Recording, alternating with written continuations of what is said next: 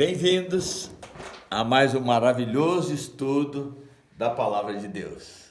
Coisa maravilhosa estudar a Palavra, mas nenhum estudo da Palavra tem sentido sem o sacrifício do Cordeiro de Deus, que tira o pecado do mundo.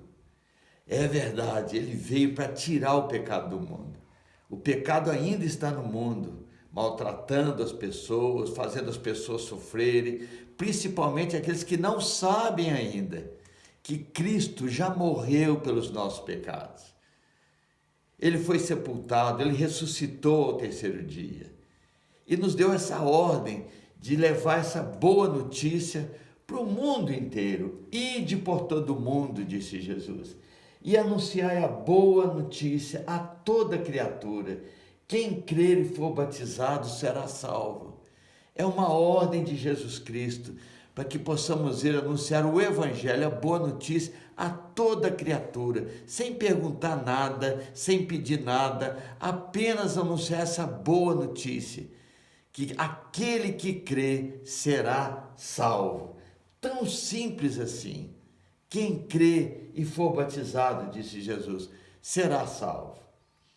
Mas é verdade que as religiões e muitas pessoas querem dificultar para as pessoas. Jesus um dia repreendeu os religiosos e disse a eles: vocês não entram nem deixam os outros entrarem. É verdade, como nos dias de Jesus, hoje também muitas pessoas querem saber o que elas têm que fazer além de crer para ser salva. E fizeram essa pergunta para Jesus: Senhor, que devemos fazer para realizar as obras de Deus? Senhor, que devemos fazer para realizar as obras de Deus? Ou seja, Deus deve querer muita coisa de mim? Não. Eles colocaram no plural as obras de Deus.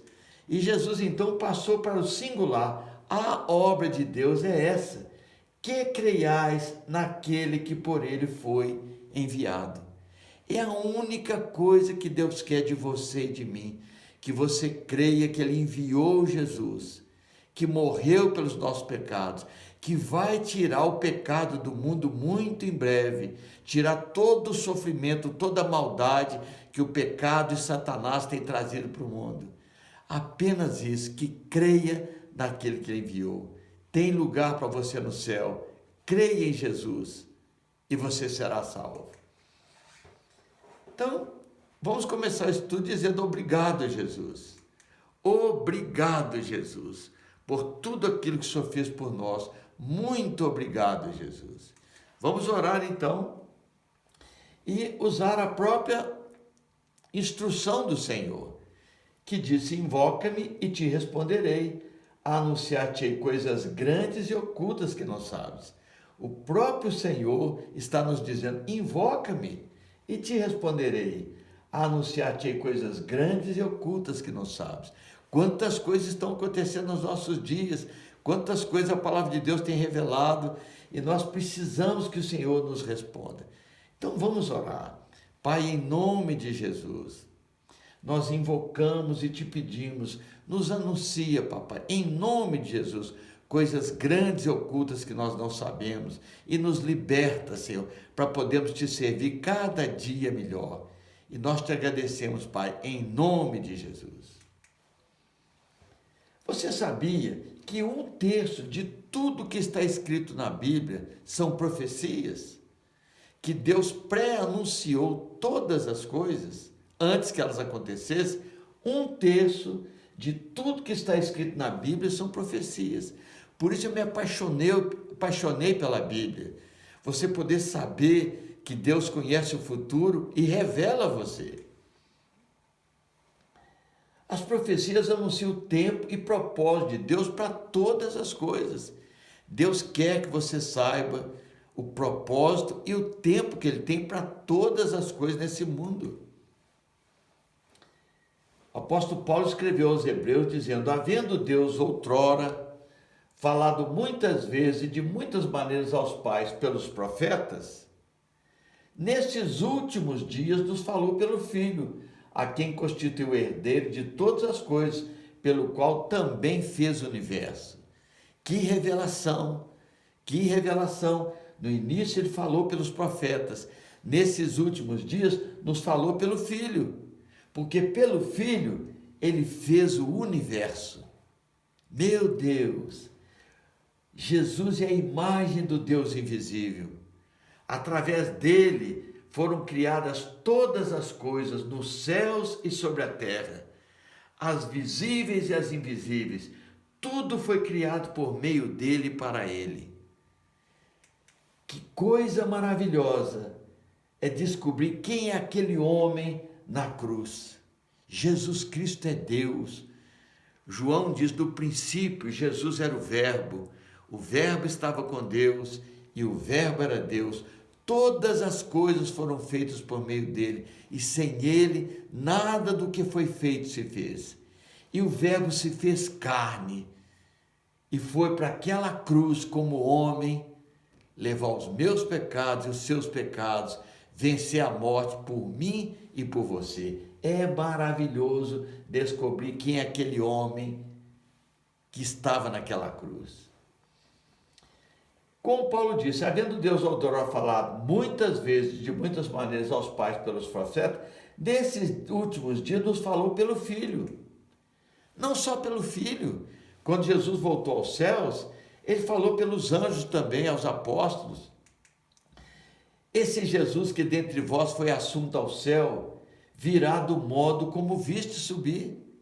E ele tem falado nos dias de hoje, através da sua palavra, e através de tantos homens no mundo inteiro, que têm estudado a palavra de Deus e que sabem que Cristo virá outra vez. Primeiro para nos buscar, conforme a sua promessa.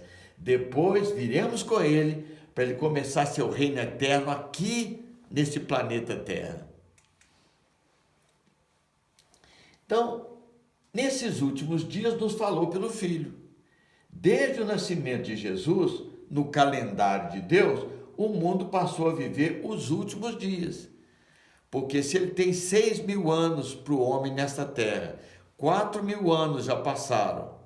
E se para Deus 1.000 anos é como um dia, então a partir de Jesus, no calendário de Deus, o mundo passou a viver os últimos 2 dias, ou 2.000 anos. E já se passaram 2.000 anos, ou 2 dias no calendário de Deus. Como Pedro escreveu: há todavia uma coisa, amados, que não deveis esquecer. Não deveis esquecer que para o Senhor um dia é como 1.000 anos, e 1.000 anos como um dia. Então esses 2.000 anos para Deus foram apenas 2 dias. Por isso que está escrito que estamos vivendo os últimos dias. Então no calendário de Deus estamos vivendo a última hora. Já não é nem os últimos dias. Eu creio que é a última hora ou minutos do tempo do fim. Por quê? Porque Israel já voltou para a terra. Israel está lá como um sinal de que estamos vivendo a última hora ou minutos do tempo do fim no calendário de Deus. Filhinhos de João, já é a última hora. E como ouviste que veio o anticristo, também agora muitos anticristos têm surgido, pelo que conhecemos que é a última hora. É verdade, meu irmão, minha irmã. No calendário de Deus, nós estamos vivendo é a última hora. Graças a Deus por isso. E a igreja tem que sair, para que o anticristo, dessa última hora, desses últimos tempos que Satanás tem nesse mundo, possa se manifestar através desse homem chamado anticristo. A igreja tem que sair, porque nós somos os únicos que sabemos que qualquer Messias que vier aí é falso, é mentiroso, é um anticristo. E o apóstolo Paulo diz: e agora sabeis o que detém, para que ele seja revelado somente em ocasião própria. Nós, a igreja do Senhor, o Espírito Santo que está em nós, é que impede a manifestação do anticristo. Porque Paulo diz: com efeito, o mistério da iniquidade já opera, e aguarda somente que seja afastado aquele que agora o detém. Nós precisamos ser afastados para que ele se manifeste.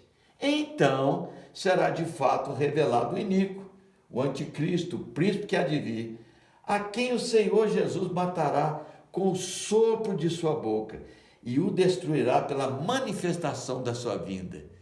Deus já está nos mostrando, sabe, o fim das coisas, o fim do filme. Jesus vai anular, aniquilar este homem com o sopro de sua boca.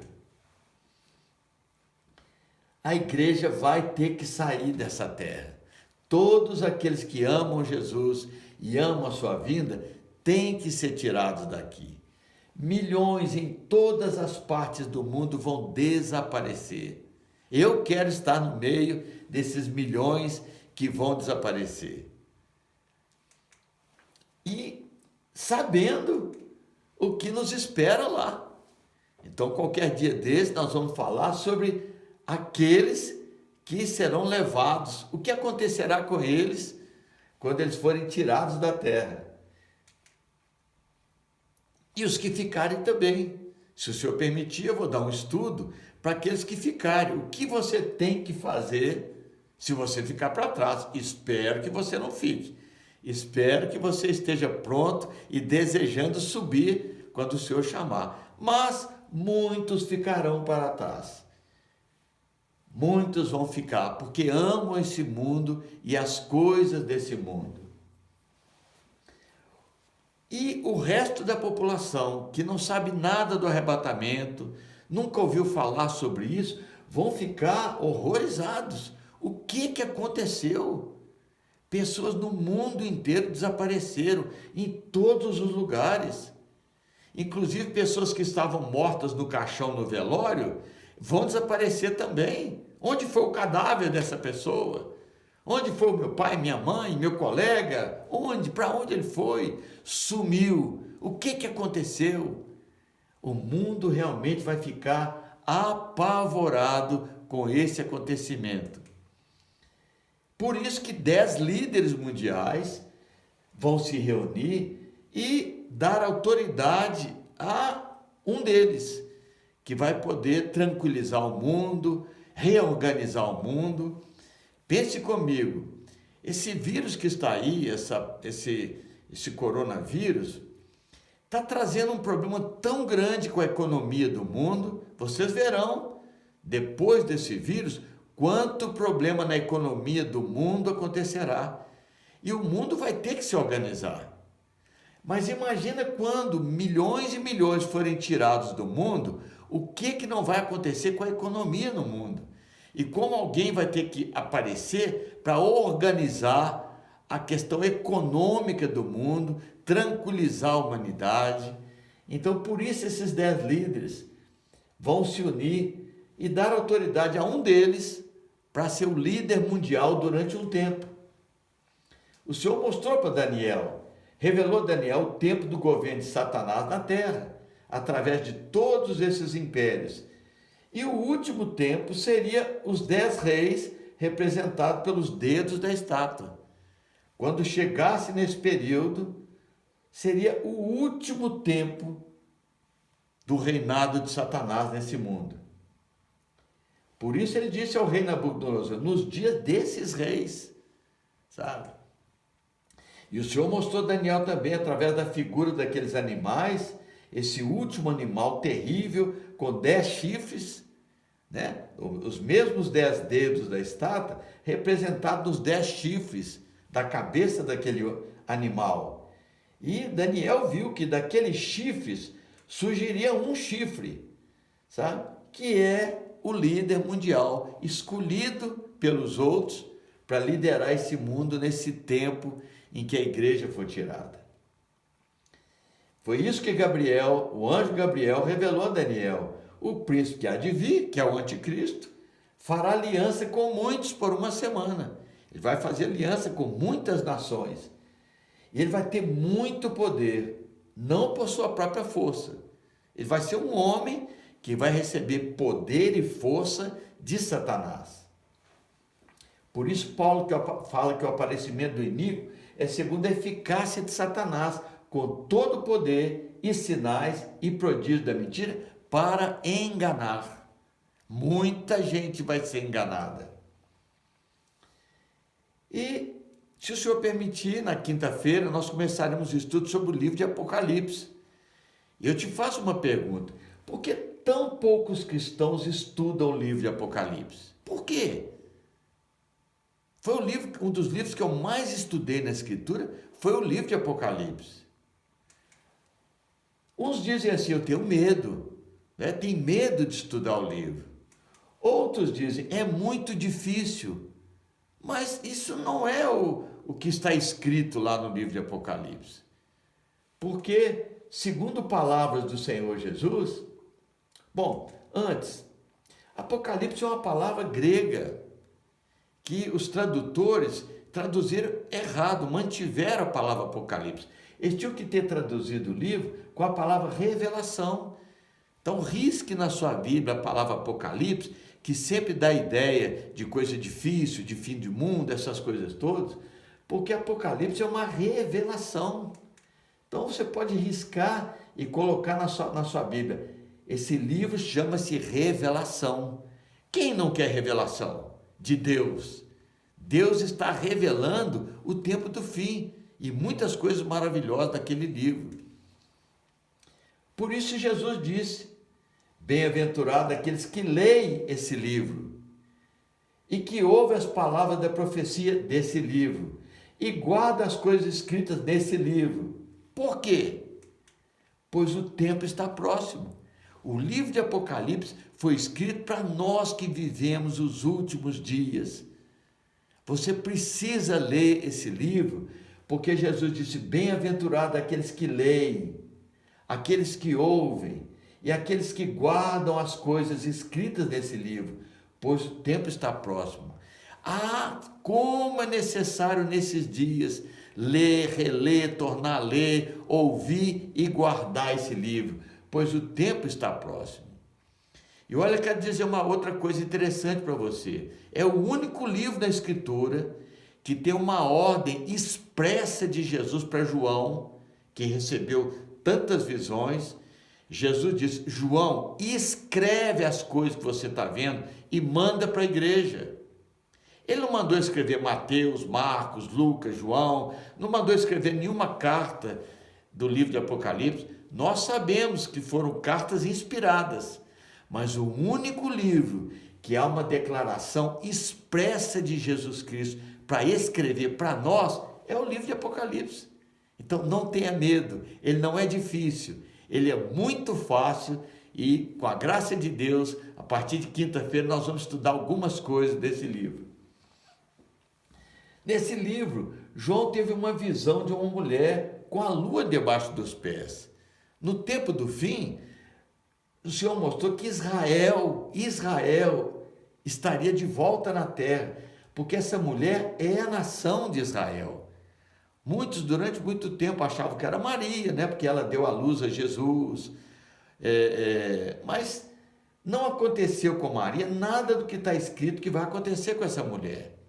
Outros achavam que era a igreja. Não, essa mulher é Israel que voltaria para a terra. E João viu essa mulher no livro de Apocalipse. E João também viu um dragão perseguindo essa mulher. E é isso que vai acontecer nos tempos que virão pela frente aí. Israel será terrivelmente perseguido por Satanás. Não é um dragão, não é uma mulher. Essa mulher é a nação de Israel, esse dragão é o querubim caído, é Satanás, que vai dar poder ao anticristo para perseguir essa mulher. Então esse príncipe vai fazer aliança com muitos, mas principalmente com Israel. Lembre-se que o Senhor diz que Israel é o barro e as outras nações são o ferro. Israel vai tentar se misturar, não tem jeito. Aqueles pés da estátua, o barro misturado com ferro. Israel vai fazer uma aliança com o anticristo. O anticristo vai prometer muitas coisas boas para Israel: paz, segurança, a reconstrução do templo, que os judeus anseiam tanto por ele. Mas o profeta Isaías diz assim: fizemos aliança com a morte e com o além fizemos acordo. Israel não sabe que está fazendo acordo com aquele que quer destruir Israel.